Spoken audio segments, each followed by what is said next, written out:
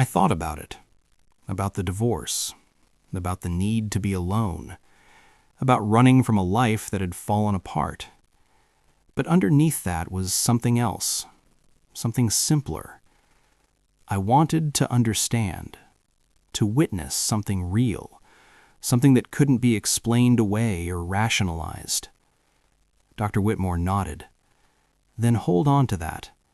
When you look inside Unit 47, you'll be witnessing something real, possibly the most real thing you'll ever see. But remember that witnessing doesn't mean accepting. You can see something, understand something, without letting it consume you. At 1 a.m, exactly at the start of the forbidden window, we began the walk. Raymond and Dr. Whitmore flanked me, each holding lit sage bundles that filled the desert night with pungent smoke. We moved slowly, deliberately, following a path that took us directly toward Unit 47 rather than maintaining the usual 50-foot distance. With each step, the temperature dropped. My breath turned to visible clouds.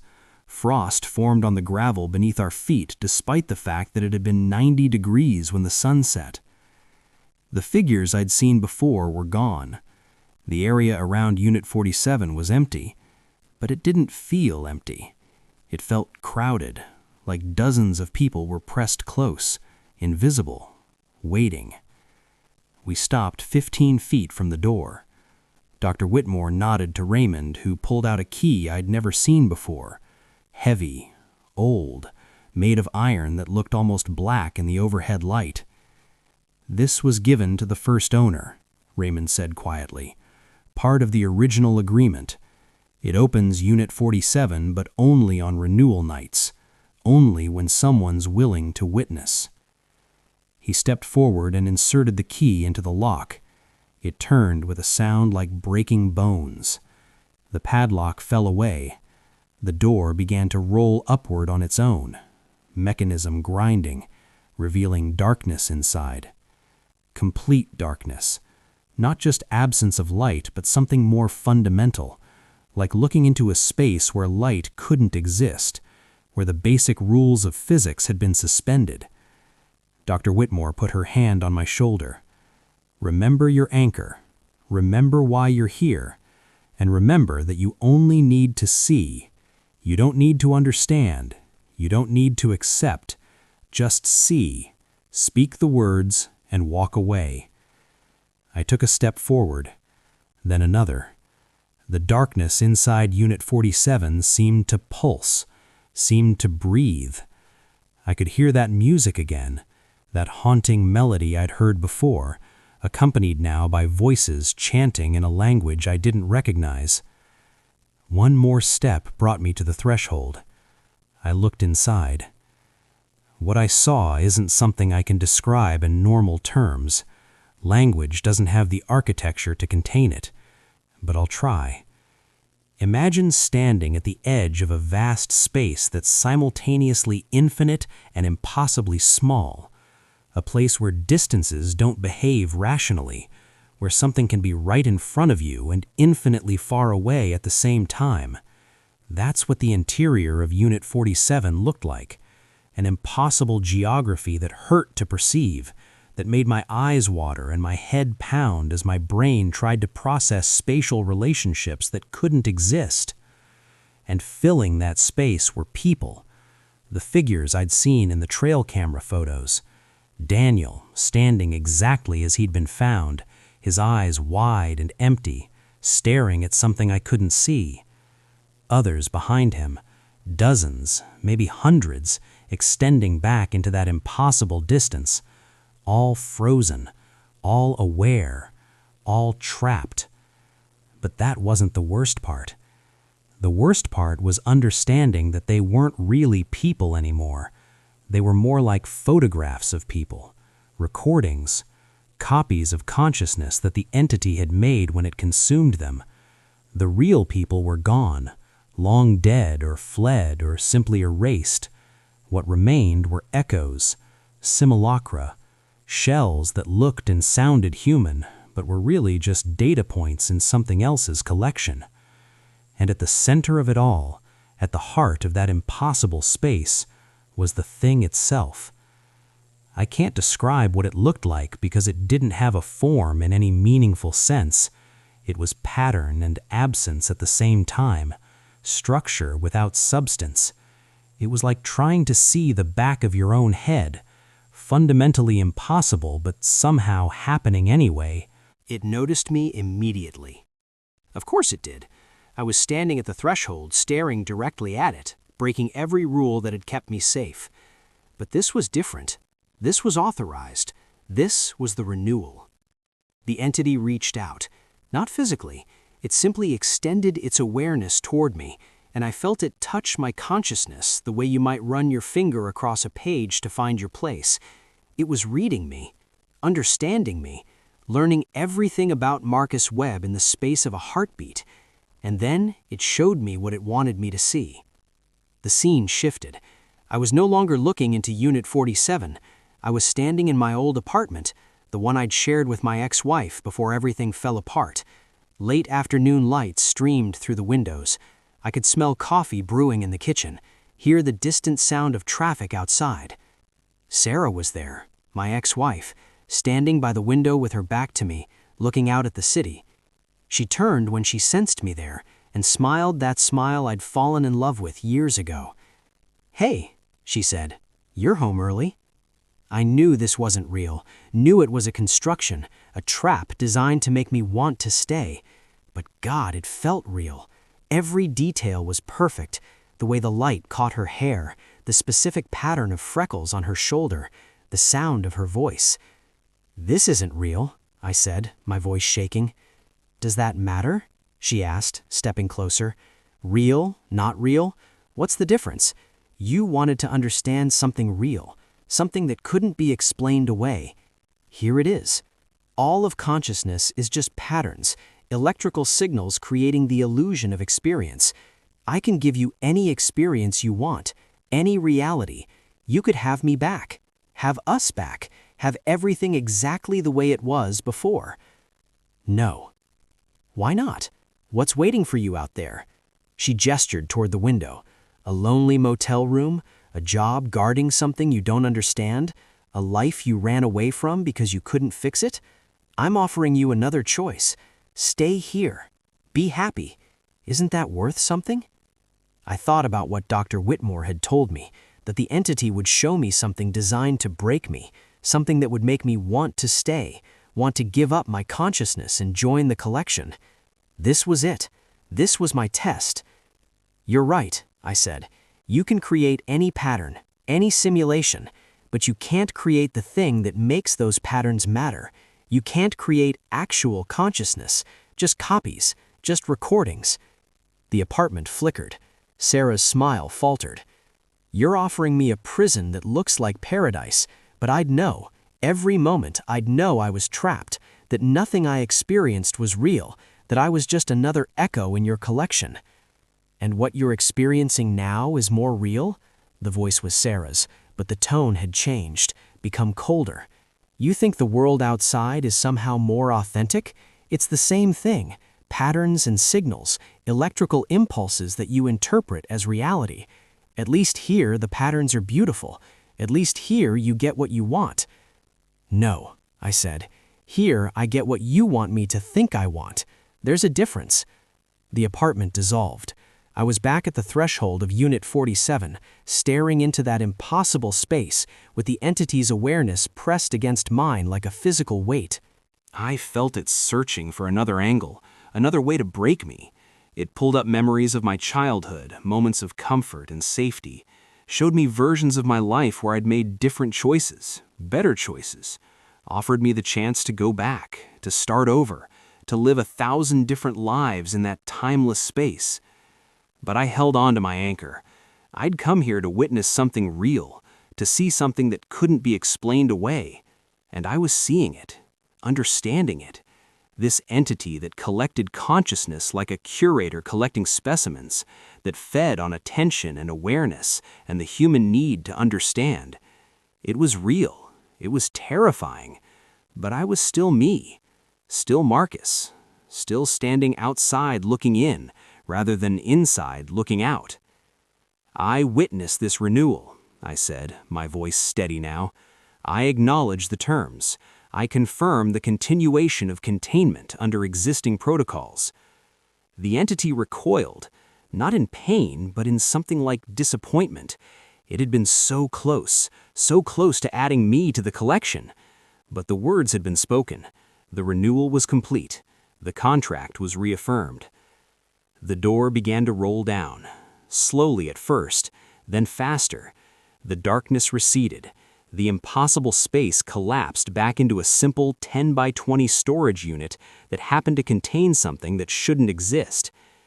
Raymond caught me as my legs gave out. Dr. Whitmore was chanting something, drawing symbols in the air with her fingers, reinforcing whatever barriers kept the thing contained. We stumbled away from Unit 47, back toward the office, and I didn't look back. Inside, they lowered me into a chair. Someone put a blanket around my shoulders. Someone else pressed a cup of hot coffee into my hands. I was shaking uncontrollably, my teeth chattering despite the warmth. "You did it," Dr. Whitmore said. "You witnessed and walked away. Not many people can do that." "How long? How long until the next renewal?" "Standard cycle is 28 years. You won't have to do this again." But I knew that wasn't quite true, because now I understood what I'd signed up for. Now I knew what I was really guarding, and that knowledge would stay with me every night, every shift, every time I did my rounds and maintained my distance from Unit 47. I'd seen what it collected, seen Daniel and all the others trapped in that space, their consciousness preserved forever in a prison they couldn't escape. And I'd learned something terrible. The entity didn't force people in. It lured them, made them want to enter, made them choose their own imprisonment by offering them exactly what they thought they wanted.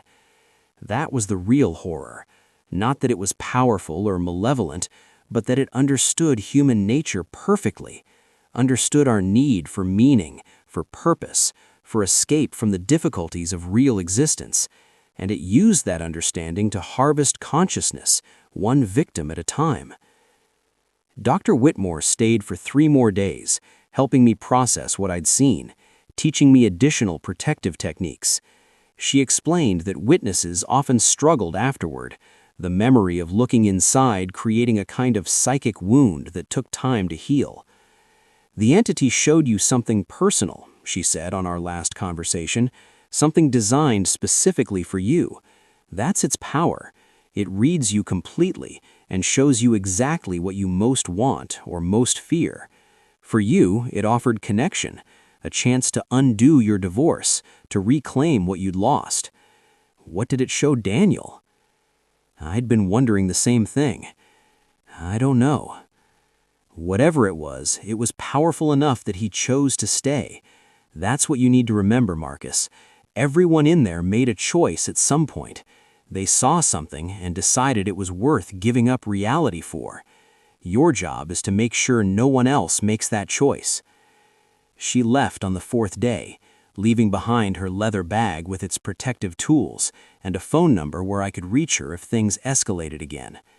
Raymond drove her to the airport, and I was alone with Unit 47 once more. The facility returned to its normal routine. The incidents continued, but I understood them now.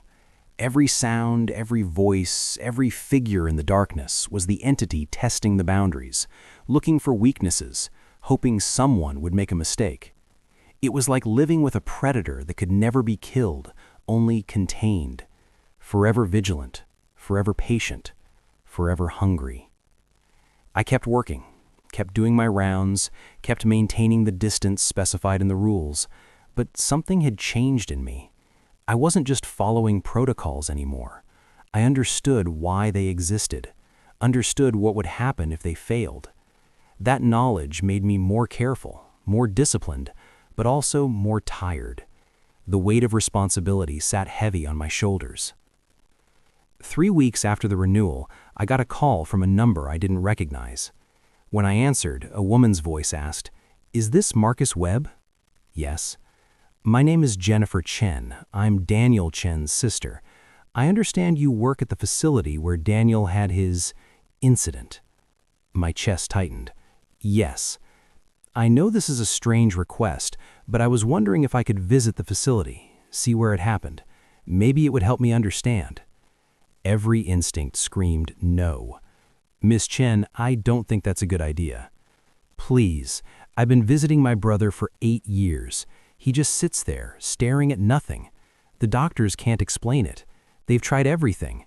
I just want to understand what happened to him. It was a workplace accident. That's all I can tell you. Don't lie to me. Her voice hardened. I've read the incident reports. I've talked to people who worked there. I know something happened in Unit 47, something that broke my brother. I have a right to know what it was. I thought about what Dr. Whitmore had said. Everyone in there made a choice. Daniel had seen something and decided it was worth staying for. But what about the people left behind? The ones who had to watch their loved ones disappear into catatonic states or simply vanish entirely. Ms. Chen, coming here won't help. Whatever you think you'll find, whatever you hope to understand, it'll just make things worse. Trust me. I've spent 8 years trying to trust people who tell me to let it go. I'm done trusting. Either you let me visit or I go to the media. I've already got a journalist interested in the story. Multiple disappearances at one location, strange incident reports, a tenant who pays triple rent in cash and never shows up. That's newsworthy. She was threatening to expose the facility, to draw attention to Unit 47. And attention was exactly what the entity wanted, what it fed on. Every news story, every investigation, every curious person who came to look would make it stronger. One visit, I said, tomorrow afternoon before my shift starts, but you follow my rules exactly. You stay where I tell you to stay. You don't approach Unit 47. You don't ask to see inside. Agreed? Agreed. She arrived at 4 the next afternoon, driving a sensible sedan and dressed in business casual that suggested she'd taken time off work for this. She was in her early 40s, with tired eyes that spoke of years spent hoping for answers that never came. I met her in the parking lot and laid out the ground rules before we went any further. You'll stay with me at all times. We'll walk the perimeter of the facility, and I'll show you where Daniel was found. But we maintain a safe distance from Unit 47, minimum 50 feet, no exceptions. Why? Because that's the rule, and the rules exist for a reason. We started walking. I showed her the layout of the facility, explained how the rounds worked, pointed out the camera positions. She listened quietly, taking it all in. When we reached the south end, I stopped at the prescribed distance from Unit 47. He was found there, I said, pointing. That unit. The door was open. He was staring inside. What was inside? Nothing, just empty space. But something about it changed him. You're not telling me everything. I looked at her directly. No, I'm not. Because some knowledge is dangerous.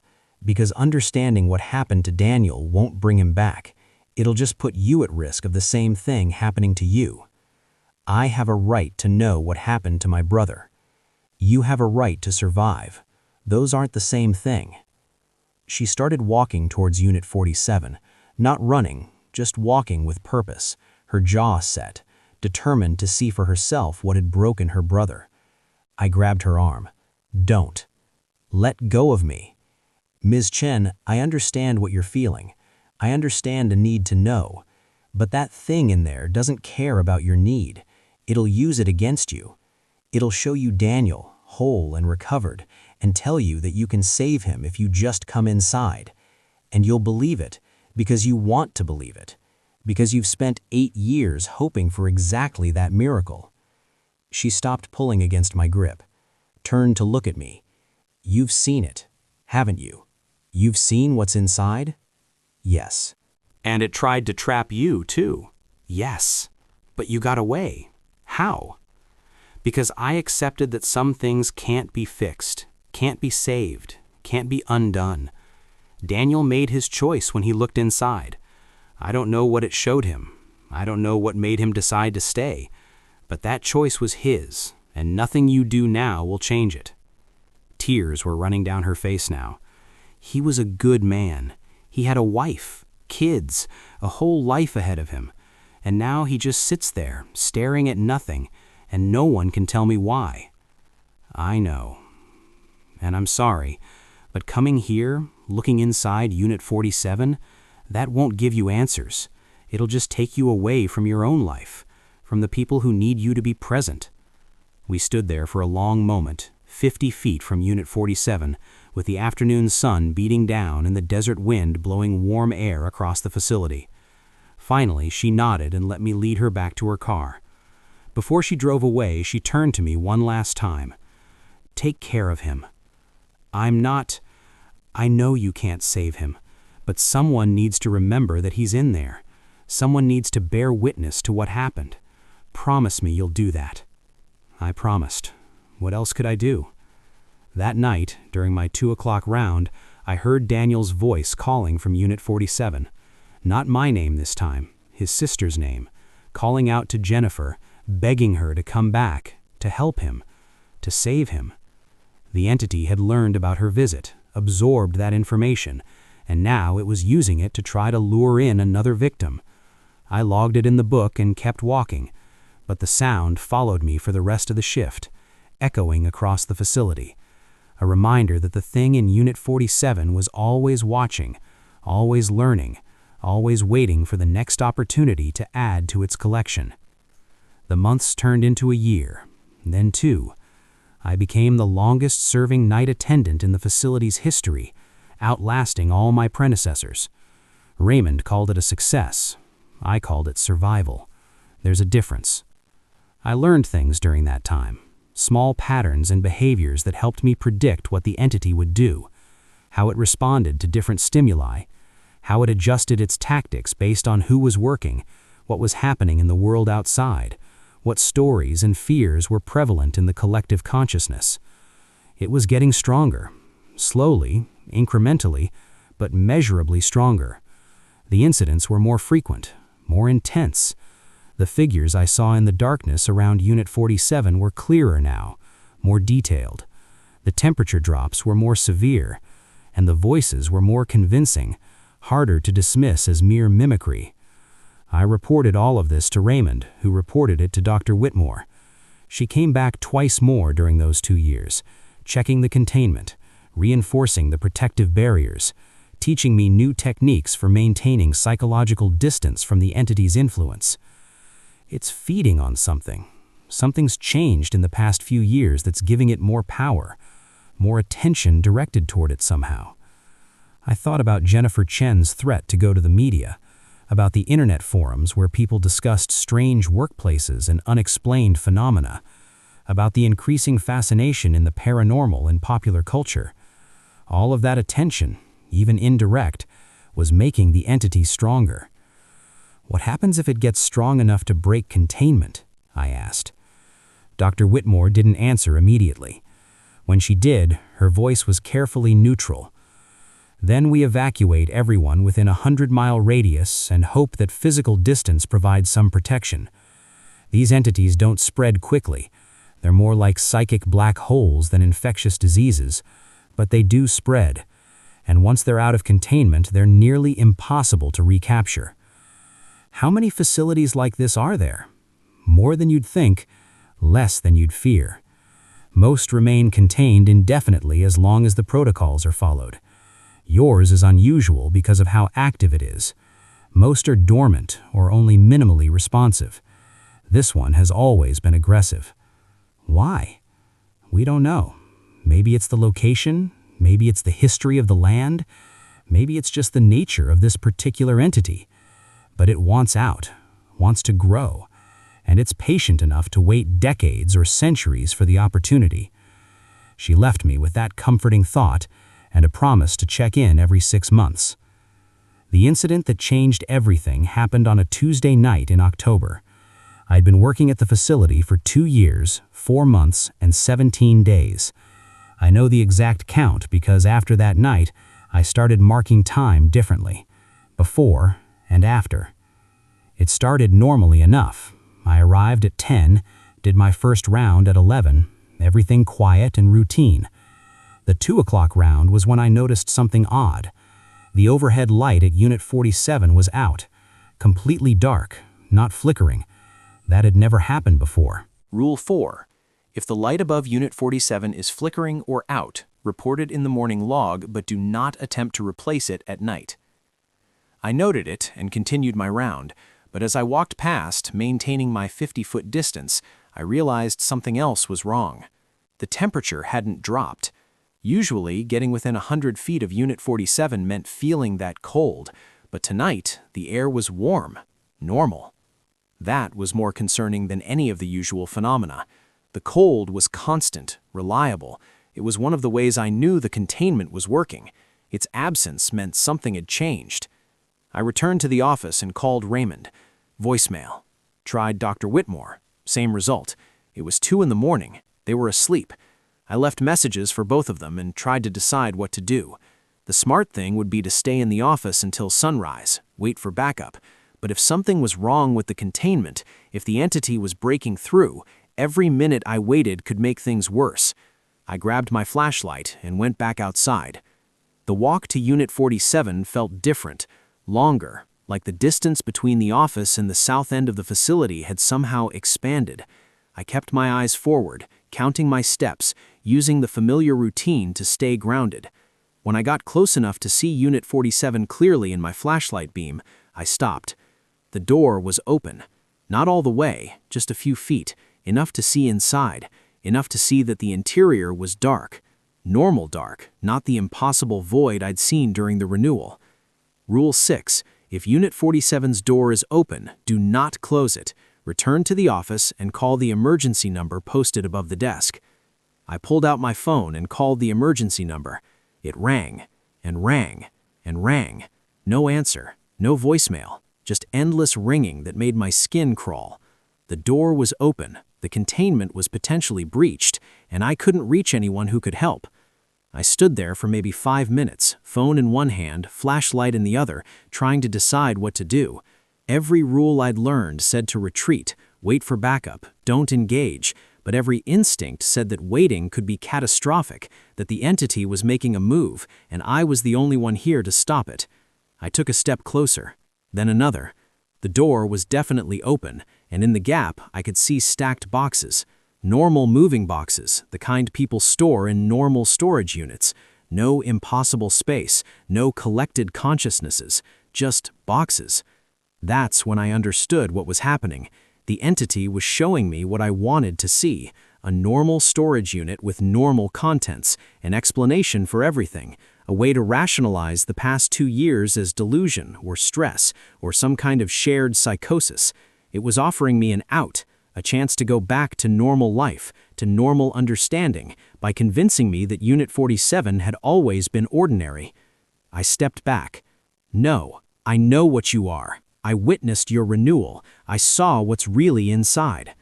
The boxes flickered. Behind them, for just a moment, I saw that impossible space, saw the figures standing in their eternal prison, saw Daniel still staring at whatever had convinced him to stay. Then the door slammed shut, the overhead light came back on, the temperature dropped instantly, cold hitting me like a physical blow.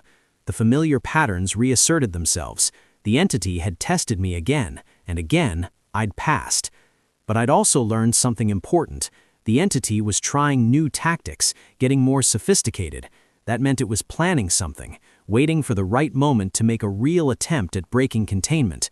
When Raymond finally called me back at 3 in the morning, I explained what had happened. He was quiet for a long time after I finished. "It's escalating," he said finally. "Dr. Whitmore warned this might happen. As it gets stronger, it gets bolder. We need to talk about contingency plans." "What kind of contingency plans?" "The kind where we figure out what to do if the containment fails completely." That conversation led to a series of meetings over the following weeks. Raymond, Dr. Whitmore, myself, and several other people I'd never met before, specialists in containment, researchers who studied phenomena like Unit 47, government officials who wouldn't identify which agency they worked for. The consensus was grim. If the entity broke free, there was no reliable way to recapture it. The best we could do was evacuate the area and set up a wider perimeter, trying to limit how far it could spread. But the entity fed on attention, and an evacuation would draw attention, news stories, investigations, curiosity, all of which would make it stronger. There is one other option, Dr. Whitmore said during one of these meetings. We could try to starve it, cut off all attention completely, seal the facility, wall off Unit 47, make it impossible for anyone to interact with it. And what happens to the people inside? I asked. Daniel and all the others.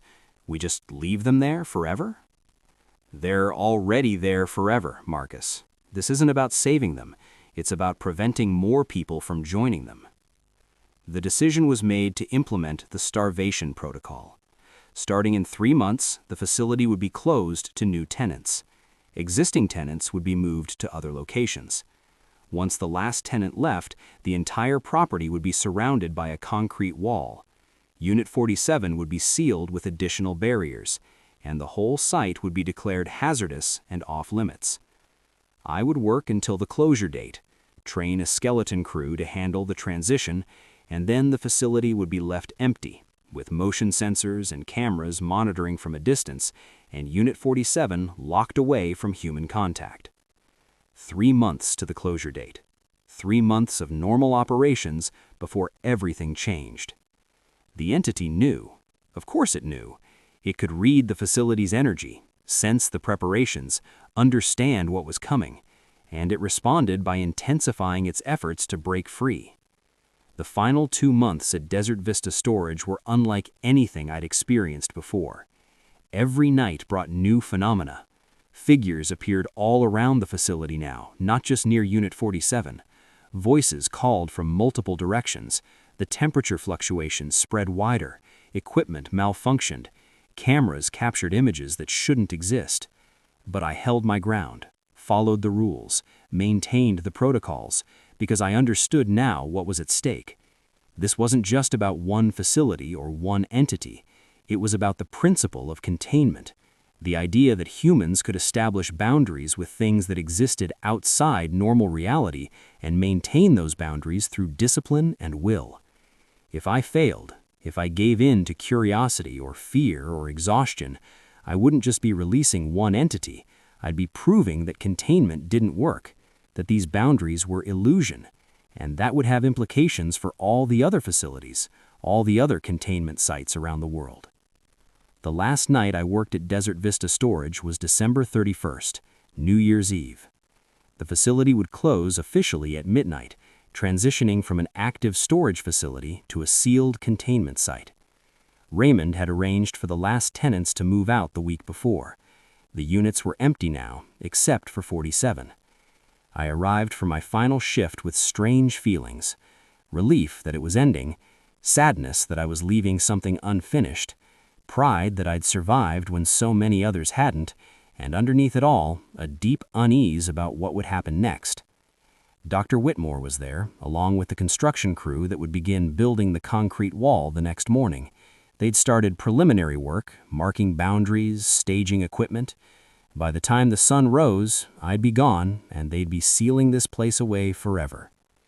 My last round started at 11:30.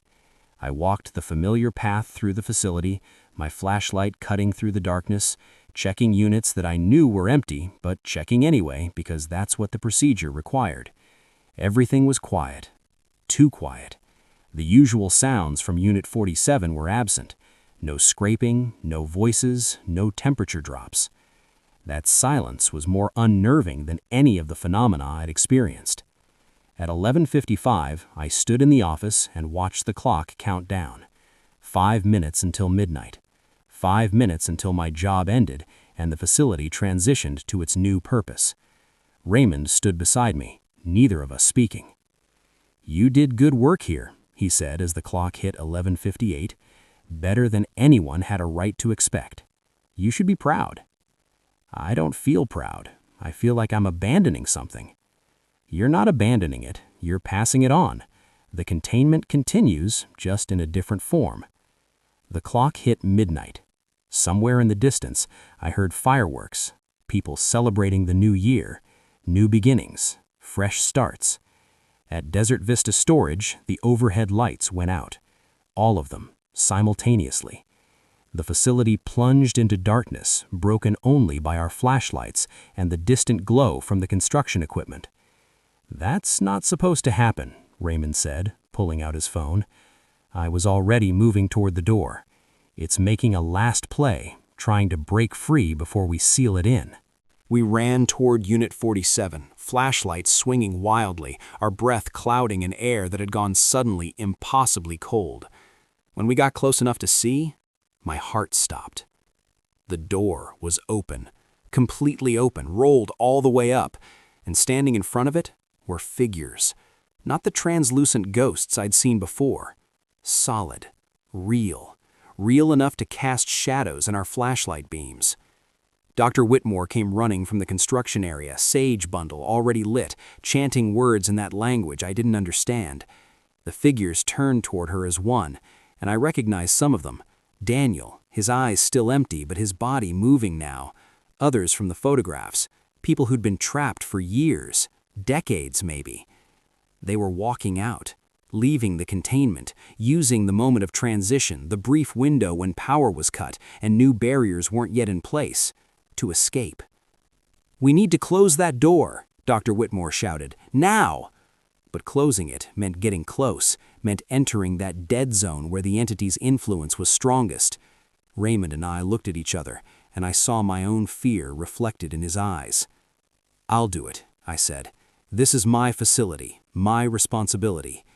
I didn't give myself time to reconsider, just started walking toward Unit 47, toward that open door and the figures emerging from it. Dr. Whitmore's chanting grew louder behind me, and I felt something shift in the air, a pressure, a resistance. Her rituals were slowing them, giving me time. 10 feet from the door. 5 feet. The cold was overwhelming now, burning my lungs with each breath. The figures surrounded me, but they weren't attacking. They were just walking, moving past me toward freedom, toward the wider world where they could spread the entity's influence. I reached the door mechanism, found the manual release, started to pull down, forcing the door to close against whatever was holding it open. That's when I felt it, the entity itself, reaching out, trying to stop me. Not with physical force, but with pure attention. It focused on me completely, and for a moment I understood what it was really offering. Not just consciousness preservation, not just a perfect simulation of whatever I wanted, but understanding, complete knowledge of what it was, where it came from, what it meant. Every question I'd ever had about the nature of reality, the meaning of existence, the purpose of consciousness. All answered, all revealed, mine forever, if I just stopped pulling on the door and stepped inside. Want more real horror stories? Check out this video next, where we explore another night shift that should never have existed. Hit subscribe so you don't miss it. The temptation was overwhelming. This was what I'd always wanted, the reason I'd taken this job in the first place, to witness something real, to understand, to know. But I remembered what Dr. Whitmore had said. Witnessing doesn't mean accepting. I could acknowledge what the entity was offering without taking it. I pulled harder on the door mechanism. It moved an inch, then another. The entity's pressure increased, and I felt it reaching deeper, trying to find the lever that would make me stop, trying to show me visions of my ex-wife, my parents, everyone I'd ever loved, all promising that understanding was worth the price. "Marcus!" Raymond's voice, distant and strained. "The barriers are going up. You need to get out of there." The construction crew had activated the secondary containment, concrete barriers rising from the ground surrounding Unit 47's immediate area. If I didn't move soon, I'd be trapped inside the containment zone with the entity and all its collected victims. The door was halfway down. The figures were still emerging, but slower now, struggling against Dr. Whitmore's rituals and the closing door. I pulled again, using all my strength, and felt something give. The door accelerated, slamming down the final feet and hitting the concrete with a resounding clang. I turned and ran. The barriers were rising behind me, concrete slabs 6 feet tall positioning themselves in a ring around Unit 47. I dove through the last gap just as it closed, rolling across the gravel and coming up on the other side. The figures that had escaped stood motionless in the area between Unit 47 and the office, maybe 20 of them. They'd gotten out before I closed the door, and now they were free, uncontained, capable of spreading the entity's influence wherever they went.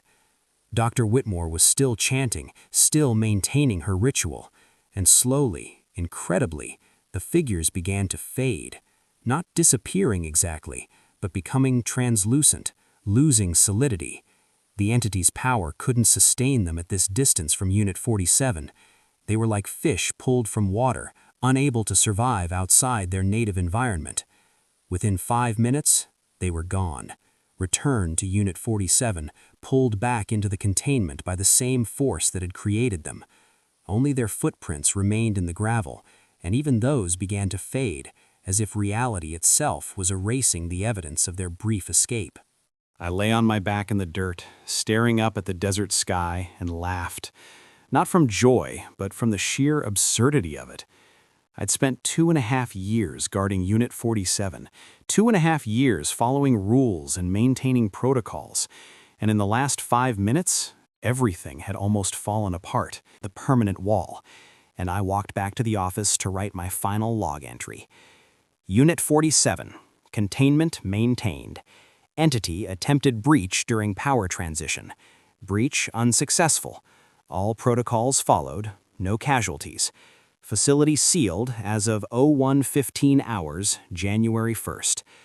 I closed the logbook and left it on the desk for whoever would monitor this place from now on. Then I walked to my car, drove away from Desert Vista Storage for the last time, and tried to figure out what came next. The world felt different after that night. I'd seen behind the curtain, understood that reality was thinner and stranger than most people realized, that there were things that shouldn't exist, and people who spent their lives keeping those things contained. I thought about finding another job like Desert Vista, another containment site, another entity to guard. Dr. Whitmore had mentioned that facilities like this existed all over the world, and they always needed people who understood what they were really protecting. But I couldn't do it. Not yet. I needed time to process what I'd experienced, to integrate the knowledge I'd gained into some kind of worldview that allowed me to function normally. So I took a regular job instead. Security guard at an office building in Phoenix. Day shift, normal hours, normal problems. It was boring and safe and exactly what I needed. But sometimes, late at night when I can't sleep, I think about Unit 47, about Daniel and all the others still trapped in that impossible space, about the entity waiting patiently for the next opportunity to break free, about all the other facilities around the world where night attendants follow their own rules and guard their own boundaries. And I remember what Raymond told me on my first day. The rules exist for a reason. Follow them exactly, and you'll be fine. He was right. The rules worked. But he never told me what happens after, when you followed all the rules and survived, and you're left with the knowledge that somewhere in the Arizona desert, sealed behind concrete and steel, something waits. Something patient and hungry and eternal. Something that knows your name. Something that knows exactly what you want and exactly how to give it to you. Desert Vista Storage is still there. I looked it up online last week. The property's marked as contaminated on county records. Hazardous materials site. Do not enter. There are photos from a distance showing the concrete walls, the chain link fence topped with razor wire, the warning signs every 20 feet. No one questions it. In Arizona, contaminated land is common enough. Old mining sites, chemical dumps, military testing areas. The desert is full of places people are told to avoid. Unit 47 is just one more. The construction crew finished the containment structure in March. Triple-layer concrete walls, seismic sensors, long-range cameras. The whole site is monitored remotely now, checked monthly for any signs of breach. Dr. Whitmore assured me the containment is more secure than it's ever been. But I know better. I know the entity is still there, still aware, still waiting. Concrete and steel are physical barriers. The entity isn't physical. It exists in the spaces between things, in the negative space that defines reality. And sooner or later, someone will get curious. Someone will ignore the warning signs. Someone will find a way in. When that happens, when the attention starts feeding it again, the entity will grow stronger, will test the barriers, will look for weaknesses, and eventually it will find one. That's the truth about containment. It's not a solution. It's a delay, a way of pushing the problem into the future and hoping future generations will be better equipped to handle it. But the entity doesn't age, doesn't weaken, doesn't forget. It has nothing but time. Sometimes I get calls from Raymond, updates on the facility's status, reports of minor incidents, pressure fluctuations, electromagnetic anomalies. Nothing serious yet, nothing that suggests imminent breach, but the incidents are increasing in frequency. The entity is testing its new prison, learning its boundaries, looking for cracks. And sometimes, late at night, I hear my phone ring from an unknown number.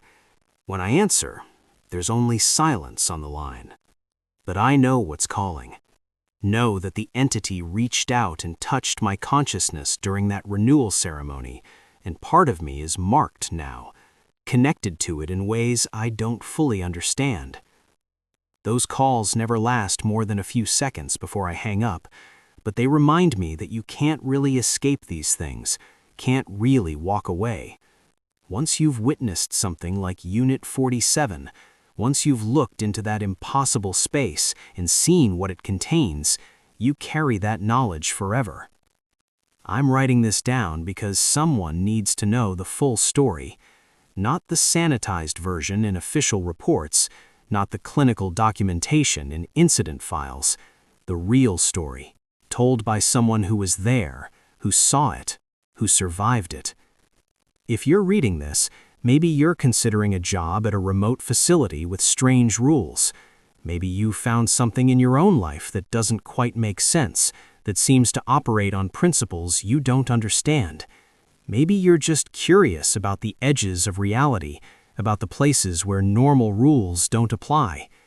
Whatever your reason, remember this: the rules exist for a reason. They're not suggestions, they're not folklore, they're survival instructions written in the blood and sanity of everyone who came before you. Follow them exactly. Don't try to be clever. Don't assume you're special. Don't think you can outsmart something that's been waiting longer than human civilization has existed. And if you find yourself standing in front of something like Unit 47, if you feel that pull toward understanding, toward knowledge, toward answers to questions you've always had, remember what I learned. Some doors should stay closed. Some questions should remain unanswered. Some truths are too heavy to carry. I survived Desert Vista Storage because I accepted that limitation, because I recognized that witnessing doesn't require understanding, because I maintained the boundary between curiosity and catastrophe. You can survive too if you're willing to do the same. The facility still stands in the desert. Unit 47 still waits in its concrete tomb. The entity still collects consciousness, still dreams of freedom, still calls out to anyone who might listen. And somewhere in that impossible space, Daniel and all the others remain, frozen in their eternal moment of terrible understanding. I carry their memory with me. Every person who got too close, who looked too long, who couldn't resist the temptation to know. They made the choice I didn't make. They crossed the line I wouldn't cross, and now they're part of something that will outlast the facility, outlast the desert, outlast everything we call real. That's the price of understanding what's in Unit 47, not death, but transformation into something that isn't quite alive and isn't quite dead, something preserved forever in a space that shouldn't exist, serving a purpose we can't comprehend. I think about them every night before I sleep, every morning when I wake up, Every time I hear my phone ring from an unknown number, they're the reason I write these words, why I document everything, why I can't let myself forget even when forgetting would be easier. Because someone has to remember, someone has to bear witness, not just to what's in Unit 47, but to what it costs to keep it contained. Someone has to maintain the vigil, even from a distance, even knowing that the vigil never truly ends. That someone is me now, and maybe, someday, if you find yourself in a similar position, that someone will be you. The rules exist for a reason. Unit 47 taught me that. Follow them exactly. Maintain your distance. Don't look too long. Don't listen too closely. Don't think too deeply about what you're protecting the world from. Just do your job, collect your paycheck, and be grateful that the boundary holds for one more night. That's all any of us can do.